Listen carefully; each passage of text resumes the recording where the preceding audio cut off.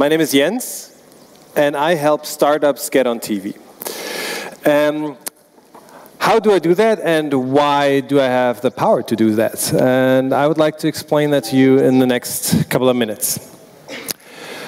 I'm the managing director of the ProSiebenSat.1 Accelerator, and for those of you who are not from Germany, Austria, or Switzerland, you're maybe not too familiar with what the ProSiebenSat.1 group does. So I would like to give you a brief overview of what we're actually doing. We have three pillars in which we're active. The first one is definitely still the biggest one of ours. It's the broadcasting segment. We operate numerous free-to-air channels, pay TV channels that you can receive in the German-speaking region. And in addition, we have a digital and adjacent business. So that's all our digital activities. We have numerous stakes in startups and other companies that we've invested in.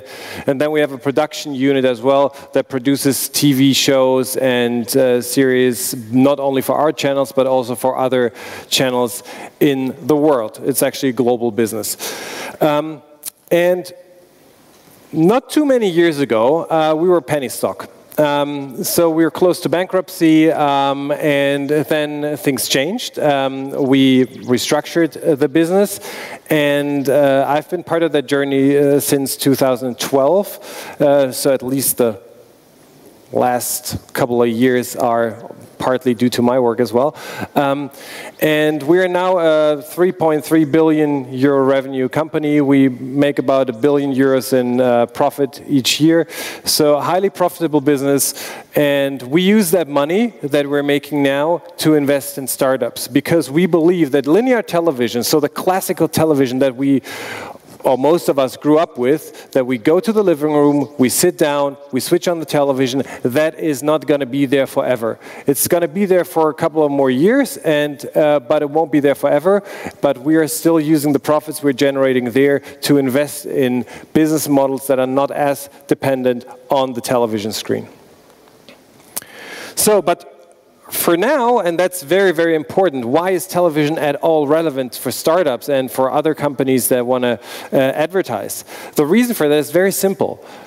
You are not the target group of television, and you are not the target group of your products, most likely, or at least not all of you are, because there are way more people than the likes of you and me out there in the market that are buying products, in particular B2C products. And what I mean by that is, we've heard that before as well. There are a lot of people that don't have access to the internet, that don't want to buy anything online, that don't watch videos on YouTube because they can't or they don't want to.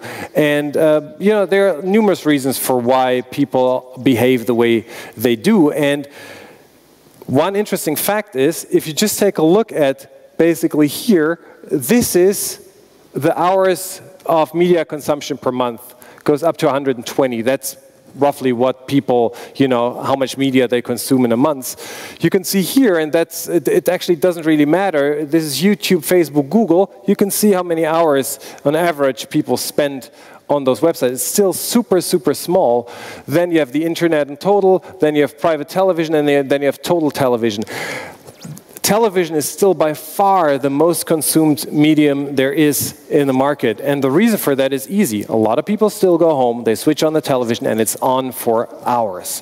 They get home at 5, they go to bed at 11, so they have hours of television time that is, you know, that is on. And maybe they're not actively watching it, but that doesn't matter, because the television advertising is still consumed and it still works. And that's the reason why it's still a very, very effective medium to reach basically everybody in the market that is a potential customer of yours. So where do we get the advertising time from? In Germany, most of the things are regulated, and so we like structure. So we're allowed to advertise or to air 12 minutes of advertising per hour. Those 12 minutes we sell, you know, I'm making up the number now, let's say 8 minutes to classical advertisers, the companies that you've all in mind, like the Mercedes-Benz, Unilevers, and so on. They, you know, buy television airtime. But then there are a couple of minutes left that we cannot sell at the rates that we charge the premium FMCG customers, but we don't want to discount the rates. So we don't want to reduce the money everybody pays on those TV airtime. And what we did is actually a very smart way. We said, okay, well, why don't we invest the remaining 4 minutes in startups, in companies that typically wouldn't buy advertising time because they couldn't afford it. And that's when we created our DNA, the digital and adjacent unit. And what we do there is typically a model in which we share the risk. So we combine a minimum guarantee, so a fixed amount of money that the startup pays for the TV advertising time. We combine that with a flexible revenue share component. It can be when a startup sells businesses, we get a certain cut, or per install, or whatever KPI might make sense. And then we take an equity component. And those three things we combine, and if everything goes well, we make more money than we would had we sold it to a classical advertiser. But if things don't turn out as we want it to be, then we still make a bit of money, but we share the risk and we give the startups the opportunity to test television. Companies we worked with, and by far the most well-known, at least in the German-speaking region, is Zalando. You know, they basically went from a small company to a stock-listed, multi-billion-dollar company in a couple of years, mainly driven by advertising that they did on our channels. Because when they started, nobody was buying shoes online. It just didn't exist. If you track the Google Trends and you just checked, okay, how many people were Googling for shoes online, it was basically zero when they started. Then they started TV advertising. People started to Google for shoes online, but not only that. After a couple of years, it changed and people started to Google for Zalando when they were actually looking for shoes online. So they have created in cooperation with us, a completely new category in online and e-commerce, basically. We also do investments in more mature companies, such as Jawbone, for example, to help them grow and expand into the German-speaking region when they are, active in other regions, be it the US or be it other countries in the world. So we're always open for nice imports into the German-speaking region. So, but what do I do, and how can we best help startups to test if television works? We have started the ProSiebenSat.1 Accelerator about 3.5 years ago.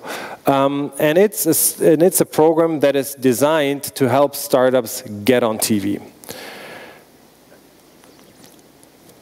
To reach 42 million households that we reach through our TV channels, to get access to a network of our portfolio companies that we have invested in before, amidst hundreds of companies across the globe, and be also supported by the largest marketing organization there is in the German television market, because we are the largest private marketing company for TV advertising. So what do companies get? They get access to top VCs that we work with, such as Excel or Index. They help us select the startups and also support the startups throughout the program. In addition, we give companies 500,000 euros worth of TV advertising time and 25,000 euros of cash. Why the 25K? Because we say, we want you to have the opportunity to test TV without spending a single euro of your own money. So you can use the 25,000 euros to produce, for example, a TV spot, if you don't have it yet. Also, you get the possibility to go to our Berlin office, go there. Typically, it's only a couple of people that go there because the startups we invest in are a bit more mature, but I will talk about that in a couple of seconds. So how does it work? And that's also very, very important to understand. The 500,000 euros, and we're very transparent on that, the 500,000 euros is gross media volume. We give you a 70% discount on that media, which means it's valued at 150,000 euros net, plus the 25,000 euros, so that's 175,000 euros that we invest in the companies in form of a convertible note. So we don't talk about valuation at all. We just say, you know what, get on board, test television, find outside investors, and whatever the valuation at the next round is, we convert our 175,000 euros into equity at the next round at the valuation that is the valuation that an outside investor is paying. We select about 10 companies per year into the program. We have 2 batches per year, so 5 each. And we work with them closely for a period of about 3 months with weekly coachings and mentorings, but not daily, because the companies have operations they have to manage, and so we don't want to keep them busy in our offices all the time. So what's the status of our fund? Basically, we're currently at a valuation of 3x, which is perfectly fine for the level of, or for the time that we've been active in the market. We have had 2 successful exits so far, so we're very happy with that, and we have had 3 write-offs, which is fine, given that we've invested in 38 companies so far. We have 150 a bit more than 150 mentors, and we take less than 2% of the applications that we get for the program. So basically, if you do the math, we have roughly we have a bit more than 300 applications per batch, and we select about 5 into the program per batch. The focus is on the German-speaking region, but not in terms of where the company is located or incorporated or whatever. But it's about, is that a market that you want to be active in? Yeah, you don't have to be active in there yet, but you need to want to go to that market. So if you're, for example, a Slovenian company, but you want to come to Germany, or you want to expand into Switzerland or Austria, then we're definitely a relevant player for you.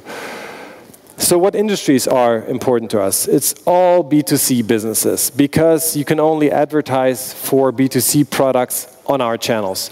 There might be other channels. If you advertise on CNN, you might also have the opportunity to advertise for B2B products, but on our channels it's typically mass market products. So it should be something that most of the people can consume on a daily basis. So typical industries are e-commerce, fintech, health, entertainment. Those are the industries we're most active in.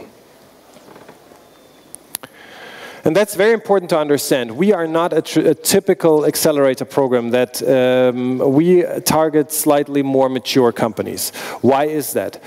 Imagine you are a startup, you've just started, you're 2 people, your website's up and running, you have a couple of 100 customers, and then all of a sudden you air a TV spot. Millions of people see that, and they want to buy a product. So how can you handle that load? Probably you can't, both from an infrastructure perspective, customer support, your payment system, you name it. Everything might be too small for that amount of traffic that we bring to the website or to the product. So we demand the companies to be a bit more mature, to have proven traction, revenue, if the business model is a revenue-generating business model and not a basically customer lifetime model that only pays revenue or cash in the later years, and it needs to target a mass market. So typically the companies we invest in, they have secured, let's say, between 1 and 2 million in funding. They are between 10 and 30 employees, and revenue-wise, between 500,000 and the largest one we've invested in had 7 million euros in revenue. So those are the companies we target, because that's the nice maturity stage in which you can handle television airtime and the traffic that we bring to the website. So that's a very colorful portfolio of ours. I don't expect you to read all the logos, but it's a very diverse group of people from different nationalities. We've invested in a Slovenian company before. We have a lot of Austrian companies. We have companies from Switzerland, of course from Germany, from the UK.